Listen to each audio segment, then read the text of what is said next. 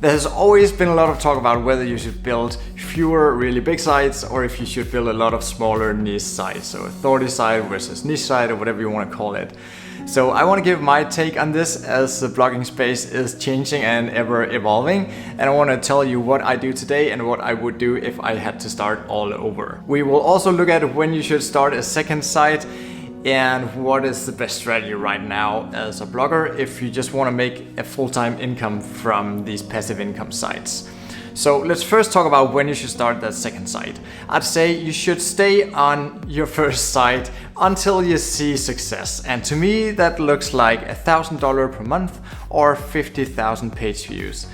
Because I'd say when you reach that stage, that means that you have some money to reinvest into your site. Or you can decide to allocate some time on other projects because now you know the site is really established. Until then, I think you should really just focus on that one site, because if you jump around and just switch focus and start new sites all the time, there's a big risk that you never really make it to see any success just because you are chasing the next idea all the time. And trust me, I speak from experience here. I started a lot of small projects and sites before I saw any success. And I think it would be better for me if I had just really stuck with one of these ideas, just picked one that I had some passion for and went with it till I saw success. So why should you have more than one site? I've talked with Mediavine about this and they are big fans of just having one really big site, and I think there's definitely some upsides to it. And I would say I'm moving in the direction of fewer sites, but I don't think I'll ever quite take the move to just build one big site. I'll probably always have like 2 or 3 at least big sites. And the reasons for this are multiple, as I will try and fold out now. So first of all, when a site gets bigger, it starts growing a little differently. And that growth curve will look something like this: plateau, growth, plateau, growth, plateau. So for many months, you will probably not see a whole lot of movement. It'll just stay at the same number of page views or visitors, and then all of a sudden it will have this growth phase and take the next plateau for a while. I don't know exactly why that is, but it just looks like you sort of have to unlock that next authority or trust level with Google in order to grow to the next phase. So that's something that starts kicking in when your site is 100, 200, 300,000 page views per month. It's hard to say when that happens, but up till then I've many times seen like a very steady growth. And once you get used to that and you have that first site or those first 2 sites maybe, you get used to constant growth because you add new content, they start moving. And then all of a sudden it'll hit its first plateau phase, and it's very, very easy to get discouraged at this point. So in order for you to keep a good spirit and keep going, it's a good idea to have at least 2 or 3 sites down the line. When one site is growing, another one might be at a plateau phase, and vice versa. And that just makes it way, way easier to be positive about this whole blogging thing. So I've tried this many times where one of my sites is stuck while the other one is growing. It's just really, really nice to always have some good numbers to look at. And then there's another reason why you should have more than just one site down the road. And I think Sean Morris put it really well when he called this a niche burnout. So he talked about this in one of his recent videos. I'll put a link in the description. And the thing is, he wrote a lot of content and he spent all this time on this one site, and he called it like a niche burnout or a niche fatigue or something like that. That's very valid, because if you spend all your time in one niche, constantly thinking about metal detectors or what that site is about, you could definitely get to a point where you just cannot stand thinking about this niche anymore. That happened to me a while back, a couple of years ago, when I wrote all the content for a pets site. I just wrote like so much content, 80,000 words in a month.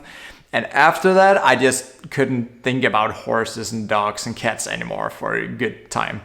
And then it was really, really sweet to be able to just shift gears and focus on one of my other sites.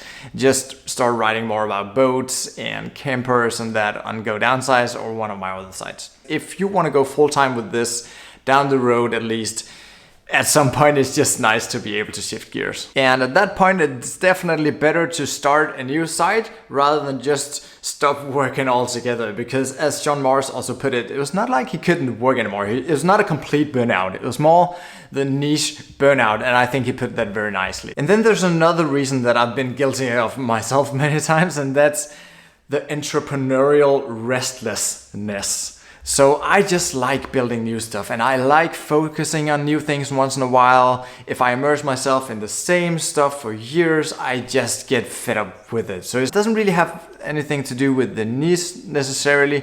It's just that I'm not good at focusing on one thing for too long at the time. So I really enjoy shifting between the different sites that we have and doing topic research over here, and then working on this, and then working on go down sites, and then coming back to this site over here. It gives me this feeling of movement, and it just sits well with my entrepreneurial restlessness. I think that's the best way to put it. So the thing is, if I had only one site, I would get bored and I would constantly think about starting new sites anyway. But this is not for everybody. I know a lot of bloggers who just focus on one or two big sites and they can just keep chucking forever. They don't get this itch to start a new thing or chase the next idea. So if that's you, I would say stick to just 2 sites maybe, just to have some diversification at least, because if one site gets hit, it doesn't take down your whole business. And that's the next point, because with all these recent Google updates, you could potentially see your site get de-indexed or somehow just fall to the ground.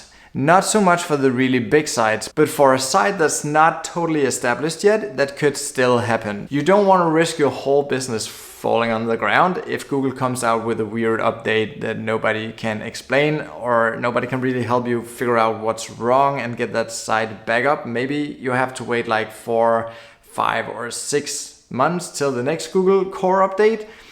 And if you only have that one site, that'll just be horrible. But I'd say there's also another way to combat this. You could build a YouTube channel alongside your big site. So that's another way to diversify rather than just having multiple sites. And I want to show you something here because I rarely talk about YouTube. I just want to show you something that's super cute that my son Max made for me. So the thing is that Maria, my wife, and I built up this channel here, go downsize to 100,000 subscribers. And then of course we got this silver button. So Max wanted me to have a gold button for Passive Income Geek, which of course will probably never happen because, you know, talking about blog sites is not something that gets you 1 million subscribers. So he built this one for me. I don't know if you can see it. It's painted in gold and he put my name here and he put this thing on here. And I think it's so cool, and to me it's just even more valuable than the silver button.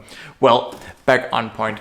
You could also build out a YouTube channel alongside your site to sort of diversify and thereby have like several sites or several businesses within your business. So how many sites should you build? More than one, I'd say. And you should probably build like 2 or 3 sites unless you have like a big business pumping out hundreds of articles per month. And the reason I want you to keep it down and not build like 10 sites or build a new site every quarter is because we just see more and more competition, and it takes more and more authority to beat the competitors, at least down the road, at least within a couple of years. I think most of the underserved topics will start to be scooped up and written by some of the bigger players or the tons of small sites getting started these days. So I think down the line you want to have a site with a good deal of authority, good strong backlinks, and just a lot of good content. So that also means that you probably shouldn't build like 8 or 10 sites like many of us did like 5-10 years ago. And it made perfect sense back then, but today I think 2 or 3 sites, but wait with that second site till you see at least $1,000 or 50,000 page views. That's what I would do. Let me know in the comments whatever questions you have. Again, I always answer all the questions in the latest video,